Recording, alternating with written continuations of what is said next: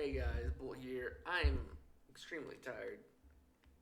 Kind of got stuff got away from me. Um, we're here for the summary of Nancy Drew and the haunting of Castle Malloy. I don't know how to say it. Malloy. Anyways, basically the rundown real quick. Um, I try to play this game and a few others after it. Like I put some distance to kind of like make sure it was just the games. But basically every single Nancy Drew game that isn't gonna be the more recent one. I think it was 2024, or like early 2025. Nancy Drew and the Seven Keys came out, and I think that one will run. But a lot of the older ones are just like they run on the older Windows, and it's not wanting to be compatible with my computer.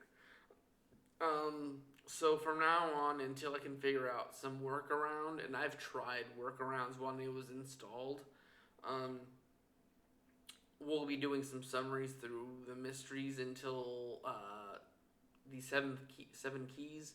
Um, I'm going to try. I won't be buying it immediately because I am trying to get a lot of other stuff done. But anyways, let's get into it. First of all, of course, it's the first video that I mentioned. I did not have this stuff last week, but now I do. I'm sorry. I got lazy. Basically, a bunch of hearts, some like colorful things to put on there, and then of course a little blanket over top of that. Um, Basically, I just kind of want to give out some free, nice thinking for this month. Basically, for this one, I'm gonna be like, this doesn't have to be a Christmas for couples. This can be something for you, your family, and your friends. So please just spread love and compassion to everyone that you hold dear. Be a little bit nicer to people that you run into this month. That way, it's just hopefully we can try to like take back some of this year already because it's almost halfway through the second month and it looking good. It like humanity is on a spiral and it is taking everybody with them. Um, Even though mostly it's the 1% and the people that are highly political that are making this like very toxic environment. But we're gonna just say, we as a civilization and a race can try to turn it for the better. Um, that way, at least some of the more um, willing people can go out of their way to at least make the world like a microorganism better. But anyways, let's get into this summary. Um, First of all, let's get into the basic of it. Um, oh, because I can't play the game, I did forget my thoughts. Um, I'm so sad. This is one of the first innovated games, because like wall like animation, presentation, cutscenes, a lot more like gameplay. We're going to get into these latest ones, but this one is like one of the best atmospheric of them all. I think this was one of the last ones before I started getting too old, and needed to actually start doing like work. And the rest of my family started working, so we really didn't have time to play any more Nancy Drews. But I do remember this castle and like the broken walls and all that. Um, but on top of the atmosphere, um, there's a top-down way of instead of just clicking around the entire map, you can actually walk it for the most part. Um, a down view like moving thing. It's very similar to like when Nancy was a teenager and there was that one town and like an old friend of hers called her to help her. um, like that driving around is kind of. But this one makes it so much easier to collect certain things from certain pieces instead of just like random thing. Um, it makes it easier to explore in like the wider world that we have. Um, and then like the puzzles look very fascinating in this one versus the past where it's like a lot like there's reading in this one, but like this one, like if you have a basis of what you're doing, you can do it. It looked like the most fun game. You really did not need to talk to a lot of people based on what I was looking at. Of course, you can go through all the dialogues, but it's just like most of them, it's just like you find something that has interest with that person, you report it. But aside from that, you're doing all most of the stuff like you're connecting the things yourself. And it really like that's the biggest issue with a lot of past ones is like if you don't talk to that certain person about certain things or you don't do it in a certain way or in order, you can't move forward. This one looks like it's just like okay, you have to go talk to this person, and once you get it, you can talk to them about it. So, yeah, atmosphere, puzzles, story, just generally looked like it was like the best game to this point in terms of just gameplay. I mean, of course, the Shadow Ranch and the Carnival are always going to be some of my favorites. And Final Scene, I think, is the best of the series just because you feel the urgency of that mystery and like the flow of it is so much better than past ones. Um, and that one like it's like scripted all the way through. Um, I think that one will. It's gonna be very hard to take over Final Scene in terms of just the story and like the gameplay of that one. Plus, also that's like one of the ones that is the best show for the classic games. Um, but in terms of just like the atmosphere, nothing's gonna be like an old western slash like countries like desert style. I don't know what to call it. Yeehaw cowboy aesthetic of the Shadow Ranch, um, and then of course the carnival. It's just fun to be in a carnival. Um, and then this one also had one of the best turns of like. Actually, I do need to pull up um,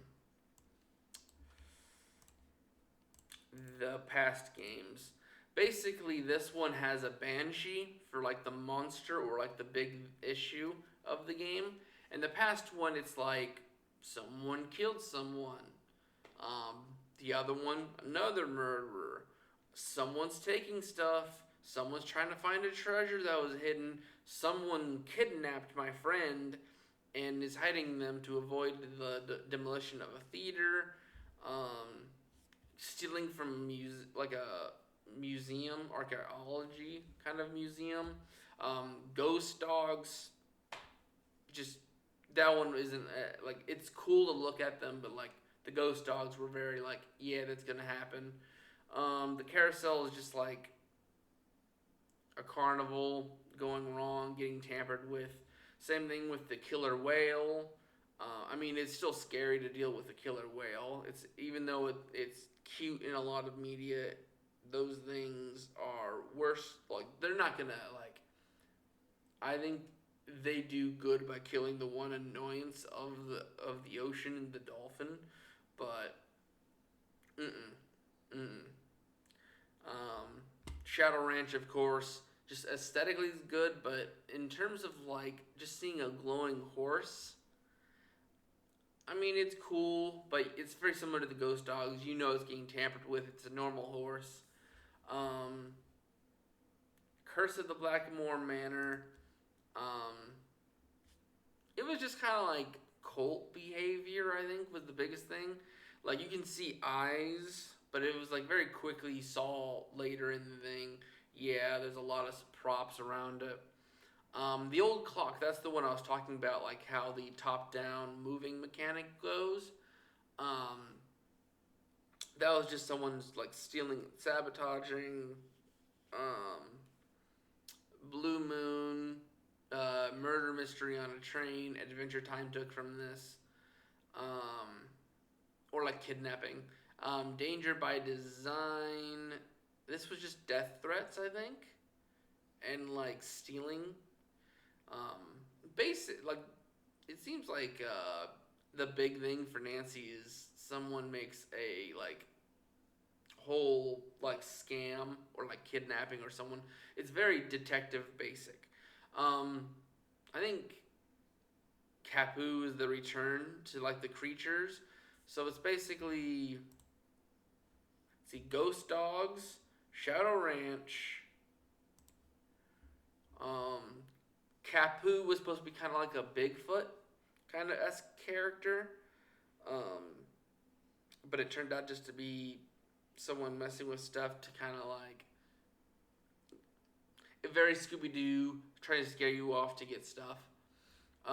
White Wolf, just a wolf being around. Crystals.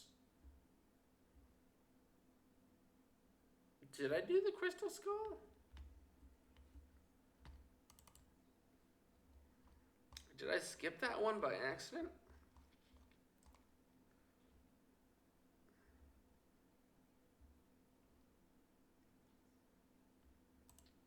No, I haven't. Oh, this was the like phantom kind of guy that ends up just being a robber that masked up for once. Okay, that one was a cool environment, but like me. Phantom, it's literally just a guy in a mask, very Scooby Doo esque. And I think it carried over to this one because it's like the Banshees, like obviously, like it's in your face. This is a very ghostly figure.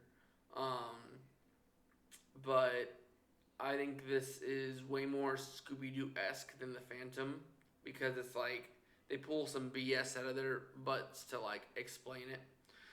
Getting into the actual summary, Kyler Mallory is an exchange student. She's from the UK, I believe, um, who stayed with Nancy and I believe her father a few years prior. She invited Nancy to a family castle in Dublin, Ireland, for her wedding as the maid of honor.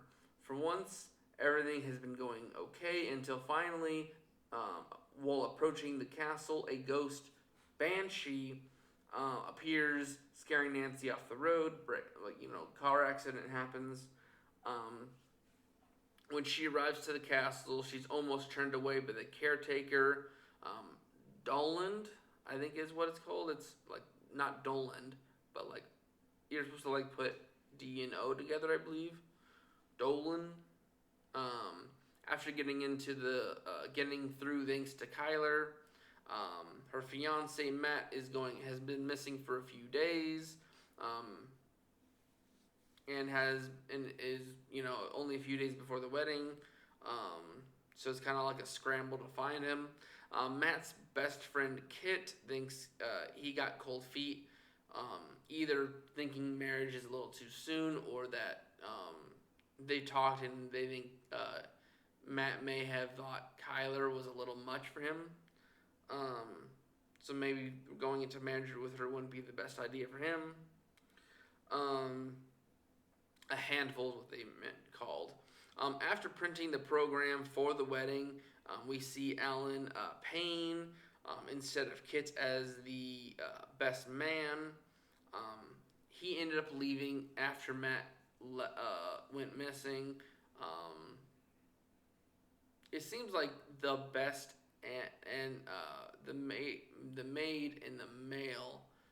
I'm trying to the maid of honor and the best man weirdly feel like they've been forced. I did not look into why, but it's kind of like they didn't have people they actually like connected very much with.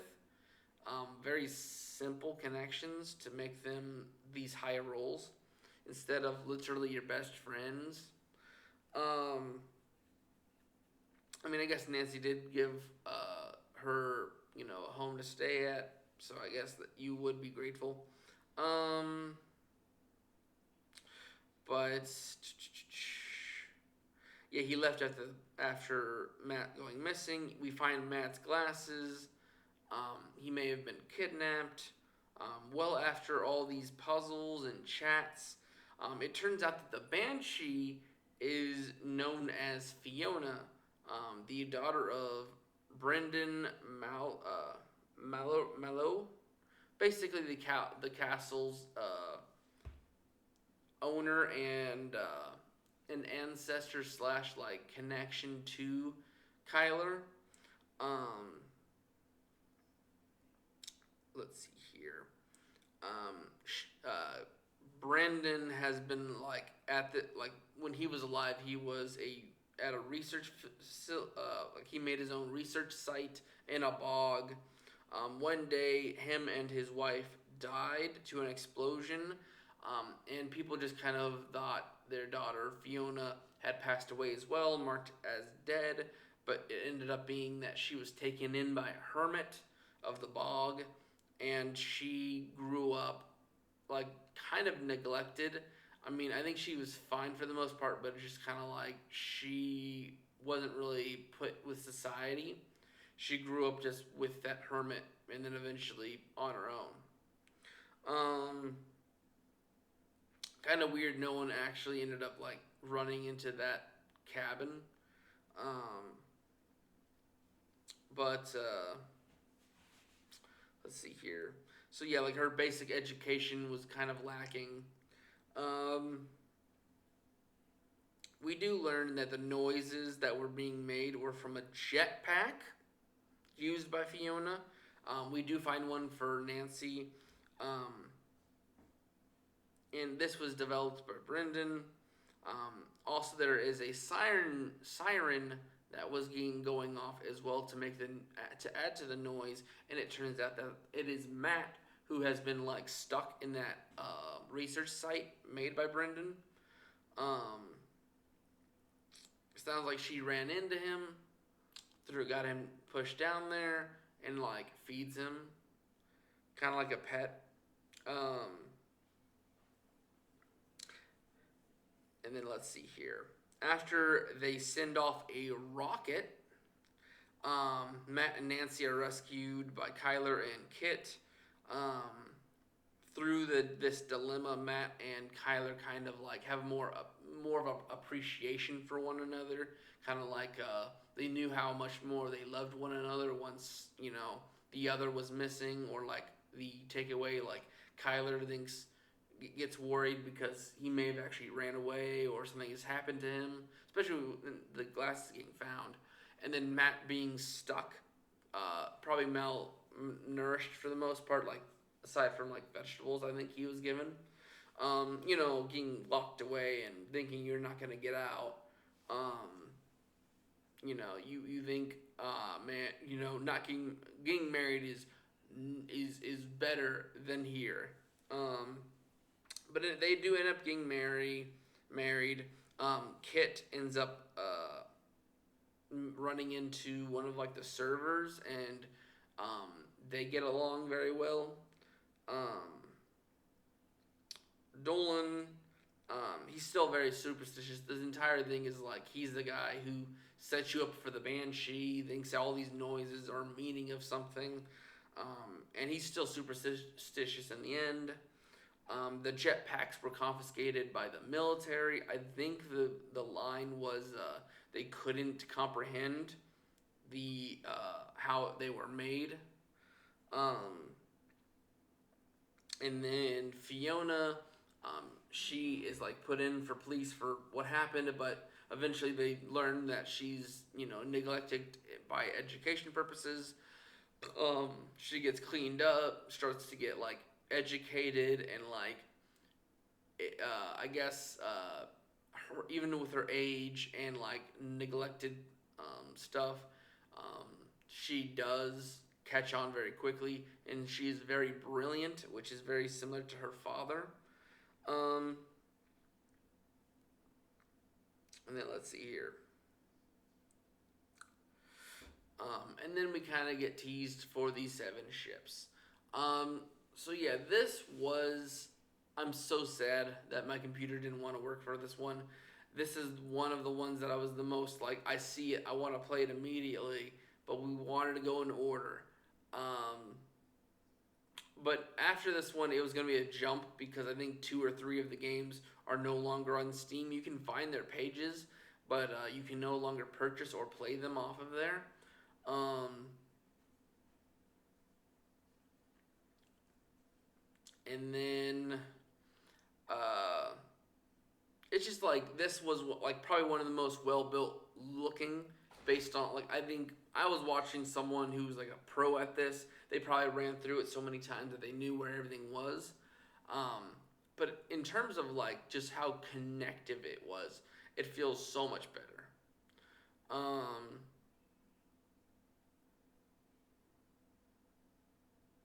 wait, really? Nightmare in Salem is, huh? Okay, so, huh? So these games started back in the 1998. Basically, they released 1 or 2 a year. So it was one, one, one, two, two, two, two. Yeah, they were releasing 2 a year.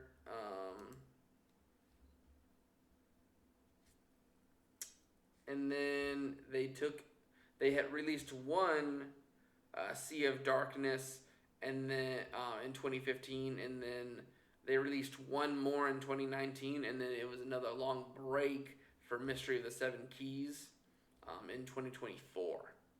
Um, I'm hoping that maybe her interactive allows me to buy them and make have they're probably hopefully going to be better than Steam's, but I highly doubt it's going to be like that.